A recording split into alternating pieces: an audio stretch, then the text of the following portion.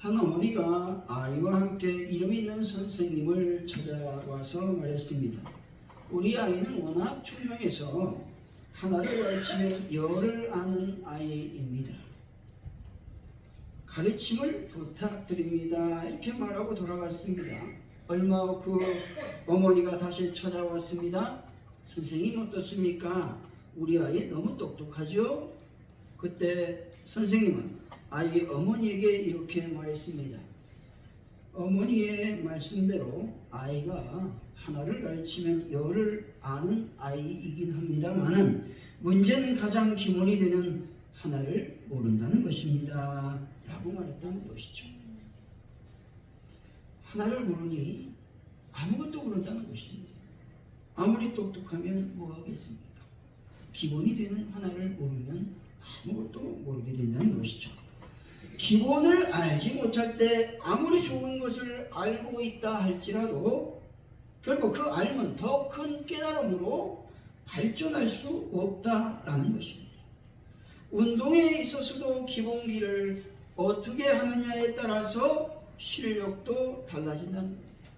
배우는 것과 실력의 차이도 역시 기초인 기본기가 튼튼한가에 판가름이 난다라는 것입니다. 기본이 튼튼하지 않을 때 건물이든 단체이든 그리고 조직이든 무너지게 되어 있다는 것입니다. 요즘 순살 아파트가 등장했죠. 한참 이슈가 되어 있었습니다. 아파트를 지을 때 철근을 정량대로 넣지 않고 조금만 넣어서 여러분 아파트를 지었습니다. 그랬더니 아파트의 주차장 천장이 무너지는 겁니다. 또 아파트의 벽면이 무너졌다라고 하는 것이죠. 기본이 강해야 오래갑니다. 기본이 강해야 영향력을 줄 수가 있다는 말입니다. 신앙생활의 기본이 뭘까요? 그것은 바로 예수 그리스도의 십자가 사건과 부활이라는 사실입니다. 이 은혜를 맛보지 않으면 우리가 온전한 신앙생활을 할 수가 없다라고 하는 겁니다.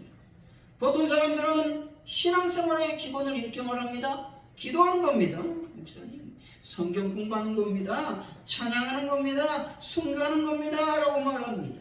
그런데 이런 모든 것들은 주님과의 인격적 관계와 영혼 구원을 위한 섬김의 관계를 잘 하기 위한 어떤 방법들이라고 하는 것입니다. 이것에 대한 깊은 이해를 한다면 지혜 있고 축복받은 사람이 될 것입니다.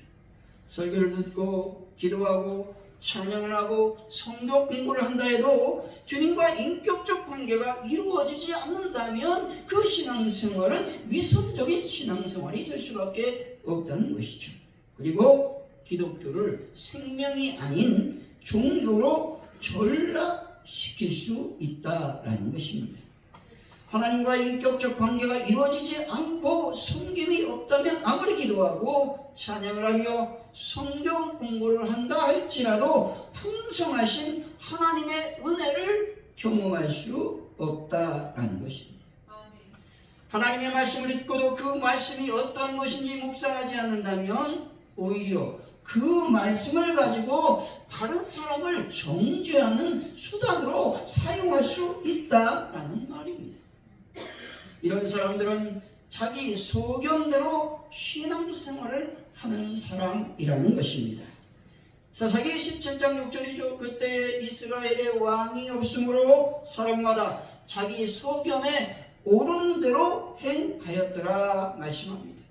그때에 하나님의 은혜를 입고 살면서 백성들이 하나님을 왕으로 여기지 않았다는 것이죠. 이스라엘 백성들이 하나님의 은혜 안에 살고 있음에도 불구하고 항상 하나님을 떠나 있었다라는 것입니다. 왜냐하면 이들 모두가 자기 소견에 옳은 대로 살았기 때문에 그렇습니다. 누가복음 24장 16절입니다. 그들의 눈이 가려워져서 그인 줄 알아보지 못하거늘 말씀합니다. 우리가 눈을 뜨고 있지만 눈이 가려지면 예수님을 보아도 예수님을 알아보지 못한다는 것입니다. 결국 예수님께서 제자들의 눈을 열어주셨을 때 제자들은 예수님을 알아보았다는 것이죠. 눈이 열리고 영이 열려야 말씀을 들을 때 마음이 뜨거워지는 것입니다. 아무리 말씀을 듣고 기도해도 귀가 닫히고 영이 닫혀 있으니 깨달을 수 없다라는 것입니다. 사랑하는 성도 여러분, 말씀을 들을 때에 마음이 뜨거워져서 예수님을 알아보시고 인격적인 교제를 이루어가는 분들이 다 되시기를 예수 이름으로 간절히 축원드립니다. 오늘의 말씀은 예수 그리스도는 성령의 역사에 의해 동정녀몸에서 잉태되어 나실 것을 이어가고 있는 말씀입니다. 다시 말해서 마리아의 고백에서 알 수 있듯이 예수님은 남자를 알지 못했던 처녀의 몸에서 나셨다는 것이죠. 예수님은 천사의 메시지가 전해주듯이 다윗을 조상으로 하여 태어난 인간의 후손이라고 말합니다. 그리고 성령의 능력으로 오신 흠없고 완전한 인간인 동시에 하나님이시라고 말씀하고 있는 것입니다. 오늘 말씀을 통해서 말씀대로 이루어지리다 라는 제목으로 어떻게 하는 말씀이 나를 통해서 이루어질지 하나님의 은혜를 나누도록 하겠습니다. 어떻게 하면 말씀이 나를 통해서 이루어질 수 있을까요? 첫째로 그리스도의 고난에 동참할 때 말씀이 나를 통해 이루어지는 것입니다. 28절 29절 한번 읽어보죠. 시작. 그에게 들어가 이르되 은혜를 받은 자여 평안할지어다. 주께서 너와 함께 하시도다 하니 처녀가 그 말을 듣고 놀라 이런 인사가 어쩌인가 생각하매. 아멘. 천사 가브리엘이 마리아에게 나타나서 마리아에게 이렇게 말하죠. 은혜를 입은 자여라고 말합니다. 이 말을 들은 마리아는 깜짝 놀라는 것이죠. 그리고 그 말의 뜻이 무엇인지를 궁금하게 생각하는 것입니다. 여기서 여러분 이렇게 얘기하죠. 그 말을 듣고 놀라 이런 인사가 어쩌인가 생각하네. 이게 중요한 포인트죠. 어쩌인가 생각하네. 그래서 우리가 신앙생활할 때 늘 어쩌인가 한번 생각해 볼 수 있는 그런 삶이 되어져야 한다라는 것입니다. 여기서 은혜라고 하는 말은 하나님께서 사람에게 좋은 것을 베푸셨다, 좋은 것을 선물한다 라는 의미가 있습니다. 천사가 마리아에게 은혜를 입은 자라고 말하고 있는 것은 그녀가 그리스도의 모친으로 하나님께 선택을 받았다 라는 것들을 가리키고 있는 것입니다. 마리아가 메시아를 잉태하고 출산하는 일은 실로 생각하기조차 어려운 큰 축복인 것은 틀림이 없습니다. 하지만 마리아는 메시아를 잉태함으로 다른 사람이 겪지 않을 큰 고통을 겪어야만 했다는 것입니다. 당시 정혼한 처녀가 정혼한 남자와 관계를 갖지 않은 상태에서 아이를 잉태해 낳는다라고 하는 것은 어떤 죄에 해당하냐? 간음죄에 해당합니다. 그래서 그 벌이 뭡니까? 사형을 돌에 맞아 죽어야 되는 그 사형을 당하게 된다는 겁니다. 이런 어려움이 있다는 것을 마리아도 알고 있었을 것입니다. 알프스의 명화라고 불리는 이 고산 식물이 하나 있는데 에델바이스라고 하는 식물이 있습니다. 이 에델바이스는 눈 속에서 추위를 견디며 어렵게 생명을 이어간다는 것이죠. 차디탄 바람과 눈보라에 시달리며 겨울을 보낸다는 것이죠. 에델바이스는 이런 시련을 겪으면서 탐스러운 꽃봉오리를 맺는다라는 것이죠. 그리고 눈이 녹을 무렵에는 신비로운 꽃을 피우게 되는 것입니다. 에델바이스의 잎과 줄기는 뽀얀 솜털로 덮여 있습니다. 꽃잎도 부드러운 솜털로 짠 것처럼 눈부신다는 것이죠. 에델바이스는 추위에 심하게 시달릴수록 밤낮의 기온차가 크면 클수록 더욱 신비스러운 빛깔을 띠게 된다는 것입니다. 그것은 고난 속에서도 희망을 잃지 않기 때문이 아닐까 생각해 보는 것이죠. 고난 속에서도 더욱 신비한 빛깔이 생겨나는 게 아닐까 생각을 해 보는 것입니다. 말씀이 나를 통해 이루어질 때 아름다운 빛깔의 꽃을 피울 수 있다는 것입니다. 말씀이 나를 통해 이루어지려면 반드시 밤낮의 기온차와 심한 추위를 견뎌야 한다라는 것입니다. 창세기 39장 20절이죠. 이 요셉의 주인이 그를 잡아 옥에 가두니 그 옥은 왕의 죄수를 가두는 곳이었더라. 요셉이 옥에 갇혔으나 말씀합니다. 요셉의 어린 나이에 고난을 당하죠. 무슨 고난을 당합니까? 여러분, 그 어린 나이에 낫도 물도 설고 여러분 사람도 서는 그런 이방 땅에 노예로 팔려가게 되었다는 것이죠. 노예로 팔려가서 노예의 어떤 수장이 되었을 때에 잘 사는가 싶더니 여러분 시련과 고난이 요셉에게 닥쳤습니다. 그것은 바로 자신의 주인의 부인이 자신을 범했다며 요셉을 누명 씌운 것입니다. 결국 요셉은 아무런 죄도 없이 2년 동안의 감옥 생활을 하게 되었다는 것이죠. 그런데 중요한 것은 이 감옥 생활이 요셉의 놀라운 하나님의 말씀을 이루는 기간이 되었다라는 것입니다. 요셉을 향한 하나님의 말씀은 요셉을 애굽의 총리로 삼는 것이었습니다. 하나님의 위대한 계획과 섭리가 요셉의 2년 동안의 감옥 생활을 통해서 이루어졌다라는 것입니다.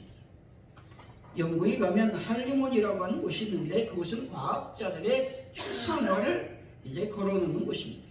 만유 인력의 법칙을 발견한 아이작 뉴턴이라고 하는 이라든지 연력학의 복사 법칙을 발견한 제임스 진수라고 하는 분, 이 모든 분들은 영국이 배출한 석학들이라고 하는 겁니다. 근데 제임스 진수라고 하는 분은 이렇게 고백했습니다. 나는 하나의 과학자에 불과합니다. 학문을 연구하면 할수록 창조주 하나님의 위대함에 감복할 뿐입니다. 제한된 지식을 알게 된 피조물인 내가 어떻게 하나님의 무한한 능력을 알 수 있겠습니까? 말했다는 것이죠. 우리가 신앙생활을 하면서 하나님의 역사를 체험할 때가 있습니다. 길지 않은 삶을 살아오면서 신앙생활한다는 것은 결코 쉽지 않은 것을 경험하게 된다는 것이죠.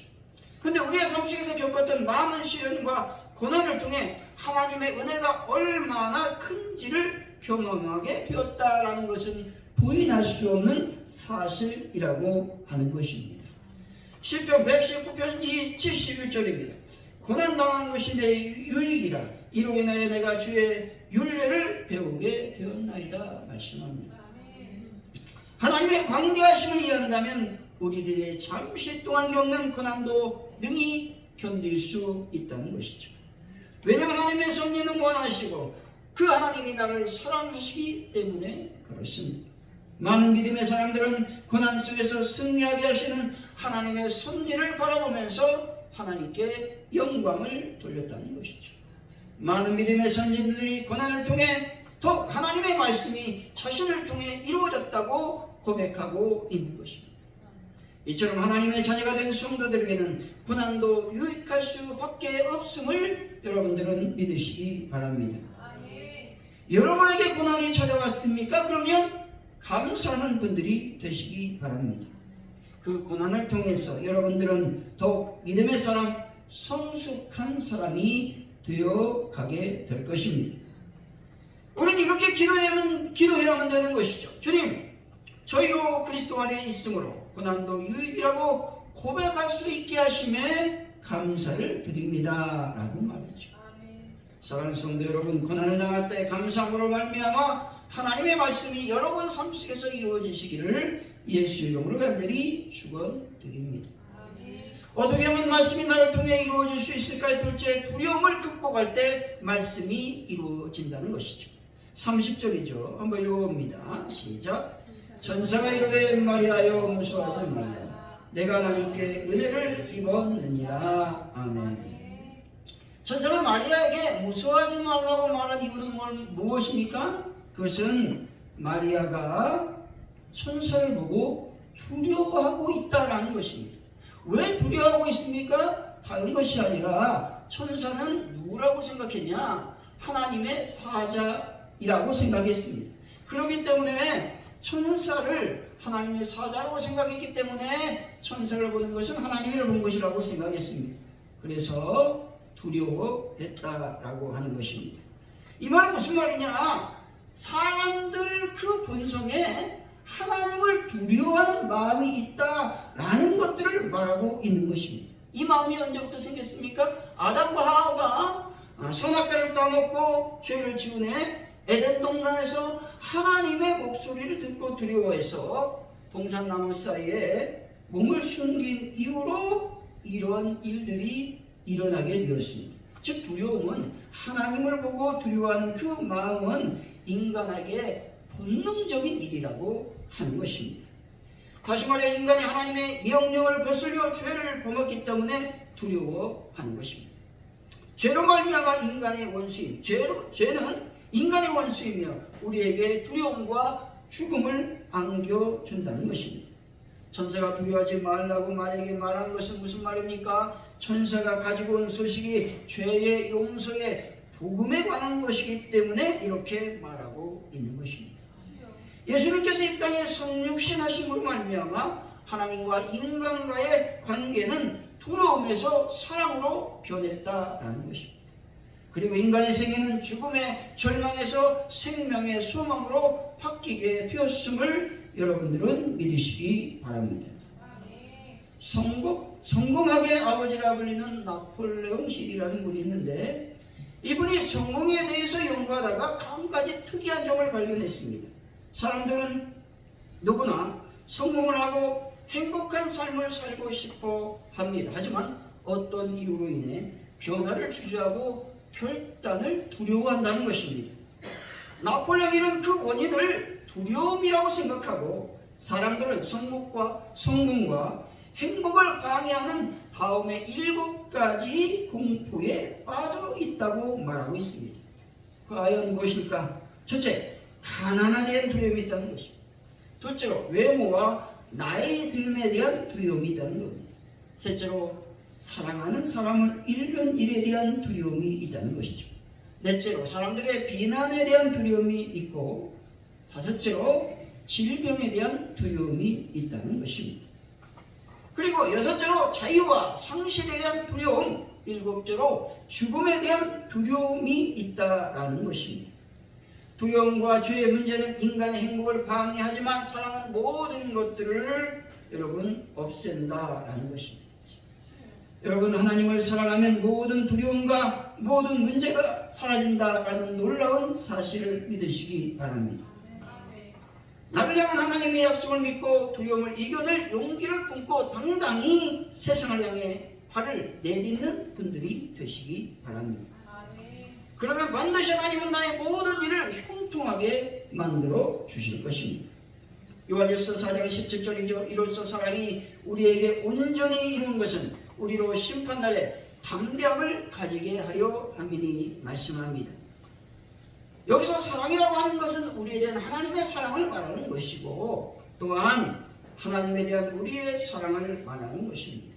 사랑이야말로 심판에 대한 두려움을 이길 수 있는 담대함을 허락해 주는 것입니다. 사랑은 믿음을 통해 그리스도 안에서 하나님과 그리스도인의 상호 간의 지속적인 내주를 이루게 하는 것입니다. 그리고 예수님이 내 안에 거하심으로 말미암아 순종하는 삶을 살게 되는 것입니다. 하나님에 대한 사랑은 두려움을 이기게 하는 것입니다. 그리고 무엇이 두려움을 이기게 만드는 것일까요? 그것은 바로 믿음이라고 하는 것입니다. 이사야서 41장 9절이죠. 내가 땅 끝에서부터 너를 붙들며 땅 모퉁이에서부터 너를 부르고 내가 이르기를 너는 나의 종이라. 내가 너를 택하고 싫어하여 버리지 아니하였도다 하였노라 말씀합니다. 하나님께서 나를 결코 싫어하지 않는다는 것을 믿으시기 바랍니다. 하나님께서 나를 버리지 않는다는 것도 믿으시기 바랍니다. 이 약속은 신실하신 하나님의 약속이기 때문에 믿어도 되는 것입니다. 사람은 좋다가 싫어질 수 있죠. 사랑하다가 미워할 수 있습니다. 관계도 끼어질 수 있습니다. 여러분 핸드폰을 사면 너무 좋습니다. 맨날 화면을 닦습니다. 그런데 1년이 지나고 2년이 지나면 왠지 핸드폰이 싫어집니다. 그래서 좋은 것으로 또 바꾸게 된다는 것이죠. 또 핸드폰 회사들은요, 2년이 지나면 배터리가 급속하게 틀어진다는 거예요. 2년마다 바꾸라는 거죠. 어쨌든 자동차도 오래 타면 여러분 그렇습니다. 처음에 자동차는 어떻습니까? 늘 닦죠. 아침에 닦고 저녁에 닦고 일주일에 한 6번 닦을 겁니다. 그렇게 되는 거예요. 왜냐면 좋으니까. 그리고 직장에서 동료나 상사가 해임되는 모습을 보면 여러분 불안해지는 것이죠. 하지만 하나님은 결코 나를 버리지 않으시고 떠나지 않는다는 분임을 여러분들은 믿으시기 바랍니다. 하나님은 반드시 나를 지키시고 보호하시며 인도해 주심도 믿으시기 바랍니다. 사랑하는 성도 여러분, 하나님에 대한 사랑과 믿음으로 두려움을 이기셔서 나에게 주신 하나님의 말씀을 이루어가는 분들이 되시기를 예수의 이름으로 간절히 축원드립니다. 어떻게 하면 말씀이 나를 통해서 이루어지겠습니까? 셋째로 하나님 말씀에 순종할 때 말씀이 나를 통해 이루어지는 것입니다. 38절 한번 읽어보죠. 시작. 마리아가 이르되 주여 여정이 오니 말씀대로 내게 이루어지리다 하면 천사가 떠나가니라. 아멘. 가브리엘 천사가 대화를 나눈 중에 결국 마리아는 하나님의 뜻에 전적으로 순종하기로 결단하는 것이죠. 31절이죠. 한번 읽어봅니다. 시작. 보라 내가 잉태하여 아들을 낳으리니 그 이름을 예수라 하라. 여기서 예수라고 하는 말은 헬라어로 보면 하나님은 구원이시다라는 의미가 있다는 것이죠. 구약은 여호수아라고 하는 단어를 사용합니다. 다시 말해서 그리스도 예수님 외에 다른 구세주가 있을 수 없음을 말씀하고 있다는 것입니다. 천사의 말을 듣고 마리아는 이렇게 말합니다. 나는 남자를 알지 못하는데 어찌 이런 일이 가능하겠습니까? 라고 말이죠. 근데 35절 이렇게 말씀하죠. 한번 읽어보겠습니다. 35절입니다. 시작. 천사가 대답하여 이르되 성령이 내게 임하시고 지극히 높으신 이의 능력이 너를 덮으시리니 이름으로 나실 바 거룩한 이는 하나님의 아들이라 일컬어지리라. 아멘. 하나님의 성령이 마리아에게 임하는 것이죠. 지극히 높으신 이의 하나님의 능력이 마리아를 덮는 것입니다. 결국 천사는 마지막으로 이렇게 말하는 것입니다. 37절이죠. 한번 읽어봅니다. 시작. 대주 하나님의 모든 말씀은 능하지 못하심이 없느니라. 아멘. 하나님께서 하시면 안 되는 일이 없음을 믿으시기 바랍니다. 하나님의 능력은 불가능이 없다라는 것입니다. 하나님께 순종할 때 하나님의 능력이 임하는 것입니다. 하나님의 말씀에 순종할 때 하나님의 말씀이 나를 통해서 이루어지는 것입니다. 마리아가 어떤 상황 속에서 하나님의 말씀에 순종하는 겁니까? 이해가 되지 않는 것이죠. 납득이 가지 않는 상황에서 순종하는 것입니다. 천사의 말을 듣는 마리아는 잠깐이나마 망감이 교차하는 겁니다. 왜? 율법을 잘 알고 있었을 것입니다. 왜냐하면 죽을 수 있다는 거죠. 그럼에도 불구하고 마리아는 하나님 말씀에 순종하는 것입니다. 우리가 살고 있는 이 현실은 어떻습니까? 이해가 되지 않는 상황입니다. 코로나19 이해가 되지 않습니다. 전 세계를 훑고 지나갔습니다. 세계는 혼돈과 또한 혼란으로 여러분 몰아넣었습니다. 전염병을 넘어서 여러분 요즘 자연재해가 얼마나 많이 발생하는지 모릅니다. 파키스탄은 면적 3분의 1이 홍수로 다 잠겨버렸어요. 우리나라의 3배가 되는 면적이라고 하는 것입니다. 여러분 나라 간의 전쟁은 현재 진행형입니다. AI의 발달이 좋긴 하지만 미래의 불안전함이 가속화되고 있다는 것이죠. 이런 모든 상황은 불안을 넘어 공포스럽다는 것입니다. 또한 개인적인 상황에서도 물질, 건강, 관계 등에서도 오는 상황이 이해가 되지 않습니다. 하지만 우리가 하나님 말씀에 순종하면 하나님의 말씀이 나를 통해서 이루어진다라고 하는 것입니다. 창세기 26장 5절이죠. 이는 아브라함이 내 말을 듣고 내 명령과 내 계명과 내 율례와 내 법들을 지켰음이니라 하시니라. 하나님의 말씀에 순종할 때 하나님의 명령은 나의 삶이 되고 하나님의 법도는 내 삶의 현장이 되는 것입니다. 결론적으로 하나님 말씀이 나의 삶 속에 이루어지려면 먼저 그리스도의 고난에 동참해야 하는 것이죠. 그리고 두려움을 극복해야 합니다. 또 하나님 말씀에 순종해야 하는 것입니다. 사랑하는 성도 여러분, 하나님의 율례와 계명을 따라 하나님 말씀에 순종함으로 하나님 말씀을 이루어가는 분들이 다 되시기를 예수의 이름으로 간절히 축원드립니다. 기도합니다. 하나님, 이 시간 말씀이 나를 통해서 이루어지기를 원합니다. 하나님 말씀에 순종하기를 원합니다. 예수 그리스도의 고난에 동참하기를 원합니다. 두려움을 극복하기를 원합니다. 그래서 하나님의 말씀이 나를 통해서 이루어질 수 있도록 역사하여 주옵소서. 감사합니다. 예수님의 이름으로 기도하옵나이다. 아멘.